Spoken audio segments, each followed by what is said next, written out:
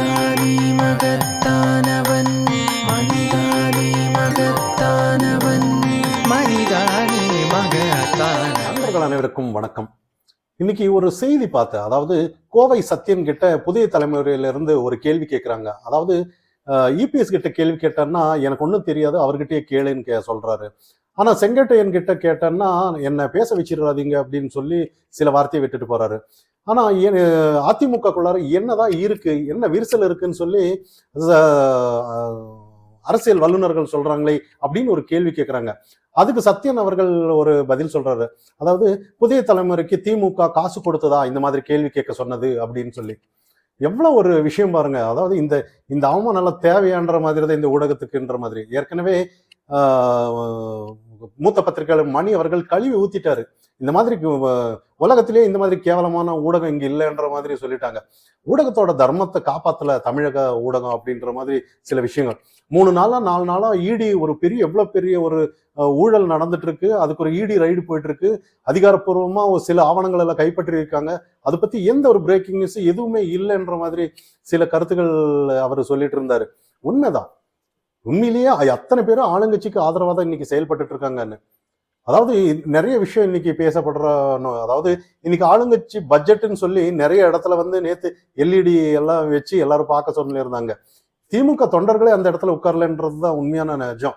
இதை தாண்டி நிறைய இடத்துல கோயம்புத்தூர், காந்திபுரத்துல ஏதோ திடீர்னு எல்இடியில சீமான் அவர்கள் வந்ததுனால ஏதோ திடீர்னு ஏதோ இவர் சட்டமன்றத்துல போய் ஏதோ நிதியமைச்சர் ஆயிட்டாரோ, இவர் ஏதோ ஒரு சொல்லிட்டு இருக்கிறாரு அப்படின்னு எல்லாம் பாக்குற அளவுக்கு ஆயிடுச்சு.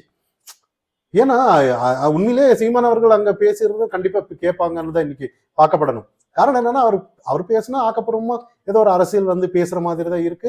அவர் பேசுறத கேட்கற மாதிரி தான் மக்கள் மத்தியில இருக்குன்னு நம்ம தெரிஞ்சுக்கலாம். ஆனா இதெல்லாம் தாண்டி இன்னும் நிறைய ஒரு டிவி டிபேட்ல ராஜ்மோகன் அவர்கள், டிவிகே கொள்கை பரப்பு செயலாளர், அதாவது ஏற்கனவே சீமான் அவர்கள் பெரியார் அந்த அளவுக்கு விமர்சனம் பண்ணி பெரியருங்கிற ஒரு பிம்பமே இல்லை இன்னைக்கு தமிழகத்துல. இருந்தாலும் இவர் டிவிகே கொள்கை பரப்பு செயலாளர் தூக்கி பிடிச்சி நேற்று ஒரு விஷயத்த டிவி டிபேட்ல பேசிட்டு இருந்தாரு. அதாவது திருவள்ளுவருக்கு முதல் மாநாடு நடத்தினதே நாங்க தான் தெரியுமா, அதாவது பெரியார் தான் அப்படின்னு சொல்றாரு. அடுத்தது எழுத்து சீர்திருத்தம் செஞ்சது பெரியார் அவர்கள் தான் அப்படின்னு ஒரு விஷயத்த சொல்றாரு. ஆனா உண்மையிலேயே அந்த மாதிரி ஒரு விஷயம் அதே சீமான் தரப்பு நாம் தமிழர் கட்சி கிட்ட கேட்டான்னா எப்படி இருக்கும்? அதுல மகிழன் யாரோ ஒருத்தர் அவர் பதில் சொல்லியிருந்தாரு. அதாவது வி முனிசாமி அப்படிங்கிறவர் 1941லயே இந்த மாதிரி முதல் மாநாடு நடத்தாச்சு. 49லயே ஏதோ ஒண்ணு பெரியார் அவர்கள் நடத்திருக்கலாம். ஆனா முதல் மாநாடு நாங்க தான் நடத்திருக்கோம்னு உருட்டுறீங்களே அப்படின்ற மாதிரி. அதே மாதிரி எழுத்து சீர்திருத்தம் கொண்டு வந்தது ஆசி சுப்பையா அப்படிங்கிறவரு இந்த மாதிரி பதில் சொல்றாரு. ஆனா யார்கிட்ட பேசணுங்கிற ஒரு சில விஷயம் வேணும் இன்னைக்கு. ஏன்னா நாம் தமிழர்கள் ஏன்னா ஆக்சுவலா டிவிக்கு ஒரு கொள்கை பரப்பு செயலாளர் தான். ஆனா நாம் தமிழர்ல இருக்கிற அனைத்து பேருமே சாதாரண ஒரு தொண்டங்கிட்ட உறுப்பினர்கிட்ட போய் பேசலனாலே வாய் கொடுத்து ஜமாளிக்க முடியாது. அந்த அளவுக்கு அவங்க விஷயம் தெரிஞ்சு வச்சிருக்காங்க நிறைய தான். ஆனா சில பொது இடத்துல தெரியாத விஷயத்த இந்த மாதிரி டிஎம்கே தான் அந்த மாதிரி காரியத்தை எடுத்துட்டு பண்றாங்கும் போது மக்களை முட்டாளாக்குறாங்க. இவர் அந்த இடத்துல பார்க்கும்போது நாம் தமிழர்கள் சும்மா விடுவாங்களான்னு தான். அப்போ நிறைய இடத்துல இன்னைக்கு மக்கள் மத்தியில ஒரு ஆக்கப்பூர்வமான அரசியல். ஏன்னா இன்னைக்கு எழுதி கொடுத்தாலே ஒழுங்கா படிக்க தெரியாத டிவிகேல புஷி ஆனந்த் அவர்கள் தொகுதி மறுவரை அந்த இதுக்கு ஆதரவுக்காக இந்த ஒரு லெட்டர்ல கடைபிடித்ததற்கான அதை படிச்சு கேட்டு ஊடகம் எல்லாம் உண்மையிலேயே பத்திரிகையாளரே மறந்து போயிருக்காங்கன்னு பார்க்கப்படணும். பொதுவா அதாவது நம்ம விமர்சனம் பண்றதுக்காக இல்லை, அந்த அளவுக்கு ஆக்கப்பூர்வமான ஒரு மக்கள் மத்தியில ஒரு பொய்யான செய்தியை எல்லாம் எடுத்துட்டு போனோம்னா மக்கள் இன்னைக்கு நிறைய தெளிவாயிட்டாங்கன்னு தான் நம்ம இன்னைக்கு பார்க்கப்படணும். இதே திமுக கிடையாது. அதாவது இப்ப திமுக நேற்று பட்ஜெட்ல ஒரு அறிவிச்சாங்க பாருங்க, அடியாறு அணைக்கு நிதி ஒதுக்கி இருக்காங்க அது சீரமைப்பிற்கு. 2023லயும் அதே 1500 கோடினாங்க, 2024லயும் அதே 1500 கோடின்றாங்க, இன்னைக்கு 2025 ஆகுது 1500ன்றாங்க, அதே 2026 ஆனாலும் அதே. ஆனா எனக்கு புரியல, அதாவது இந்த சில விஷயங்கள் இப்போ ஒரு பஸ் ஸ்டாண்ட் கட்டுறாங்க, அதுக்கு இந்த அளவுக்கு நிதி ஒதுக்குறாங்கன்னு நம்ம சொல்லலாம். அது ஒவ்வொரு வருஷமும் அந்த பஸ் ஸ்டாண்ட் கட்டிட்டு இருக்க முடியுமா?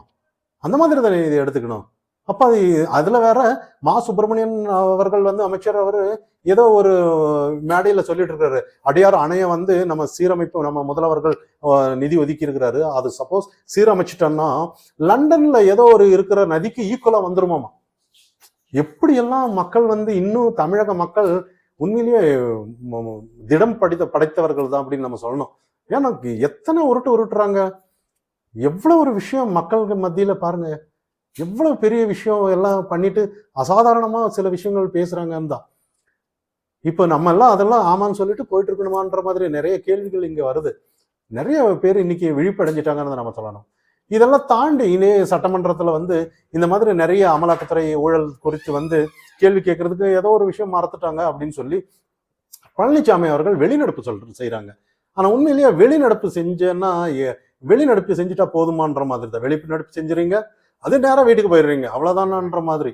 இதே டிஎம்கே ஆட்சி, அதாவது நீங்க அதாவது ஏடிஎம்கே ஆட்சியில் இருக்கும்போது எதிர்கட்சியா இருந்த டிஎம்கே அவங்க எடுத்த அரசியல் பார்க்கணுமே, எவ்வளவு ஒரு நல்லதா கெட்டதா ஏதாவது ஒரு சின்ன விஷயம் இருந்தாலும் கூட எடப்பாடி பழனிசாமி அவர்கள் பதிவு விட்டு விலகணும்னு சொல்லி அந்த அளவுக்கு வீதிக்கு வந்து போராடிட்டு இருந்தாங்க. நீங்க போராடின மாதிரியே தெரியலையே சார். எவ்வளவு ஒரு விஷயம் கிடைச்சிருக்கு இன்னைக்கு. எத்தனை ஊழல், அண்ணா பல்கலைக்கழகம் அந்த விவகாரத்துல இருந்து நிறைய அமலாக்கத்துறை வரைக்கும் லட்டு மாதிரி எவ்வளவு எதிர்கட்சியா செயல்படுறதுக்கு எவ்வளவு ஒரு விஷயம் கிடைச்சிருக்கு. ஆனா ஒரு விஷயத்த கூட ஆக்கப்பூர்வமா இங்க செய்யலன்னு தான் இன்னைக்கு பார்க்கப்படணும். என்னதான் இருந்தாலும் எதிர்கட்சி நம்ம வந்து ஏடிஎம்கே குறை சொல்றதுக்குன்னு இல்லை, ஆனா அந்த அளவுக்கு ஒரு ஆக்கப்பூர்வமான அரசியல் இன்னைக்கு செய்யலன்னு தான் மக்கள் மத்தியில இன்னைக்கு பேசப்படுறாங்க. அப்படி இந்த மாதிரி ஒரு எதிர்கட்சியா செயல்படலைன்னா ஊடகம் இப்படிதான் கேள்வி கேட்கும். செங்கோட்டையனுக்கும் உங்களுக்கு என்ன பிரச்சனை அப்படின்னு பிரிக்கதான் பார்ப்பாங்க. அவங்க அதுதானே, ஏடிஎம்கே வந்து யாரு கூட இணைஞ்சிடக்கூடாதுங்கிறது தானே அவங்களோட வேலை. அதுதானே அவங்க அரசியல். டிஎம்கேட அரசியல் அதுதானே. அவங்க ஊடகத்தை வச்சுக்கிறாங்களோ, யாரு கட்டமைக்கிறாங்களோ அவங்க ஆட்சியை காப்பாத்துறதுக்கு அதுவும் சில வேலையை செய்யறாங்க. அதே மாதிரி எதிர்கட்சியா சில மக்கள் மத்தியில நீங்க பேசப்படணும் இல்லையா?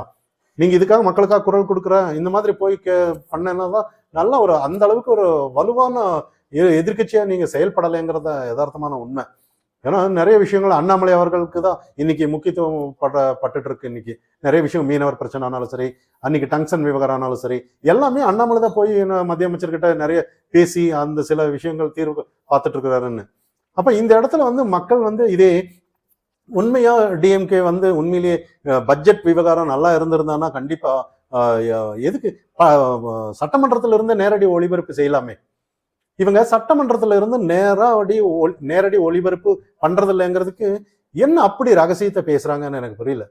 இப்போ ஒரு நல்ல திட்டங்கள் இருக்கு, மக்களுக்கான சில விஷயங்களை தானே அங்க பேசுறாங்க, இல்ல வேற ஏதாவது பேசுறாங்களா? இல்லையே. இங்க மக்களுக்கான மக்கள் தேர்ந்தெடுத்த அமைச்சர்கள் இருக்காங்க, எம்எல்ஏ இருக்காங்க, எல்லாமே இருக்காங்க. அத்தனையும் மக்கள் பிரதிநிதி தானே அவங்க எல்லாம். அப்ப அந்த இடத்துல ஏன் பயம் எங்களுக்கு? ஏன் அது நேரடி அங்கிருந்து பேசப்படலாமே? நேரடி ஒளிபரப்பு செஞ்சேன்னா எல்லா இடத்துலயும் கேட்கறாங்க. ஓ பாருங்க எவ்வளவு ஆக்கப்பூர்வமான விஷயத்தெல்லாம் பேசுறாங்க பாருங்க, எதிர்கட்சி எப்படி பேசுறாங்க பாருங்க, ஆளுங்கட்சி எப்படி பேசுறாங்க பாருங்க, யார் நல்லது கெட்டது ஏதாவது மக்களுக்கு அந்த விழிப்பு வரும். மக்கள் மத்தியில நிறைய கேள்விகள் அந்த இடத்துல வரும். நிறைய அந்த இடத்துல வந்து ஒரு மக்களுக்கு ஒரு ஆக்கப்பூர்வமான அரசியலை கண்கூட பார்க்கலாம்.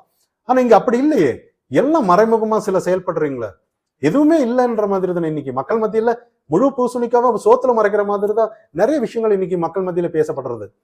இதெல்லாம் தாண்டி இன்னும் நிறைய விஷயம் இன்னைக்கு அமலாக்கத்துறை வந்து அந்த அளவுக்கு ஒரு இடி ரைடு 1000 கோடிக்கு மேல ஊழல் நடந்திருக்குன்னு சொல்றாங்க. நிறைய விஷயம் இன்னைக்கு வந்து மக்கள் மத்தியில நாளைக்கு ஆட்சியே டிஸ்மிஸ் ஆகலான்னு ஒரு தரப்பு சில செய்திகள் வருது. ஆனா இது எல்லாத்துக்கும் ஒரு ஆக்கப்பூர்வமான முதலமைச்சர் அவர்கள் இன்னும் பதில் சொல்லங்கிறத நிஜம். இதெல்லாம் தாண்டி அந்த துறைக்கு சம்பந்தப்பட்ட செந்தில் பாலாஜி அவர்கள் சொன்னாலும் கூட அதே சொல்றாங்க. யாரோ ஒருத்தர் இடியில இந்த மாதிரி சொல்லிட்டாங்கன்னு அண்ணாமலை கோமாளிக்கு எப்படி தெரியும் அப்படின்னு அவரு நேற்று சொல்றாரு. அப்ப இதெல்லாம் தாண்டி இனி அதாவது அண்ணாமலை சொல்றாரா இல்ல பிஜேபி பழி வாங்குறாங்கிறதெல்லாம் இல்ல. உண்மையிலேயே நிறைய விஷயம் இங்க இருக்கு. 2 நிறுவனம் தான் நீங்க பர்ச்சேஸ் பண்றீங்க, அந்த 2 நிறுவனத்தை தான் மக்கள் விரும்புறாங்கிற மாதிரி நிறைய விஷயங்கள் நீங்க அதுக்கான கட்டமைப்புகள் செஞ்சிருக்கீங்க. இதெல்லாம் தாண்டி மற்ற நிறுவனம் எல்லாம் சேர்ந்துதான் டெல்லிக்கு சில தகவல் கொடுத்துருக்கலாம், அது மூலியமா கூட வந்திருக்கலாம்னு சந்தேகம் கூட இருக்கலாம். ஏன்னா எத்தனை கம்பெனி இருக்கு, எத்தனை மதுபான கம்பெனி இருக்கு. அப்போ இந்த இடத்துல வந்து என்னன்னா நிறைய விஷயங்கள் வந்து காசுதான் லைஃப்ல நினைச்சு பாருங்க. அதாவது மக்கள் என்னைக்கு இருந்தாலும் ஒரு மதுபான ஒரு வருமானத்தை வச்சுதான் இந்த அரசே நடந்துட்டு இருக்காங்கிற ஒரு எண்ணம் மக்கள் மத்தியில கண்டிப்பா வரும்.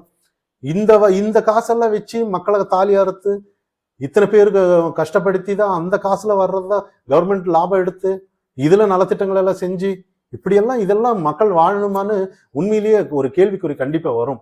இதெல்லாம் தாண்டி எல்லாம் நிறைய இன்னைக்கு நிறைய பேர் கேள்வி கேட்டுட்டு இருக்காங்க இன்னைக்கு. அதாவது மதுபானத்தை கடையை மூடணும்னு சொல்லி செந்தில் பாலாஜி அவர்கள் எல்லாம் போராடினாரு.